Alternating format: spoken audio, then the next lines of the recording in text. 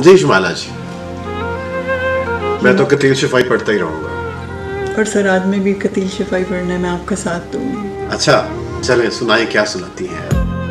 ये मौजज़ा भी मोहब्बत कभी दिखलाए मुझे कि संग तुझ पे गिरे और जख्म आए मुझे। वो मेरा दोस्त है, सारे जहां को है मालूम।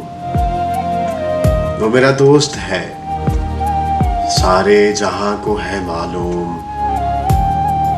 दगा करे वो किसी से तो शर्म आए मुझे।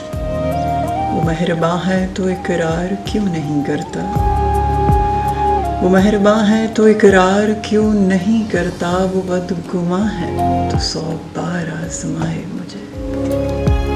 वही तो सबसे ज्यादा है नुक्ताची मेरा, वही तो सबसे ज्यादा है नुक्ताची मेरा, जो मुस्कुरा के हमेशा गले लगाए मुझे।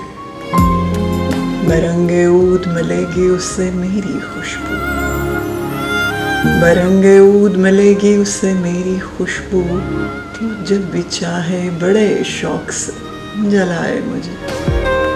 मैं अपनी जात में नीलाम हो रहा हूं कतील,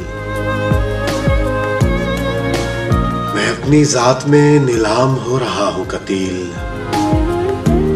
हमें हयात से कह दो खरीद लाए मुझे। ये मोजज़ा भी मोहब्बत कभी दिखाए मुझे कि संग तुझ पे गिरे और जख्म आए मुझे, जख्म आए मुझे।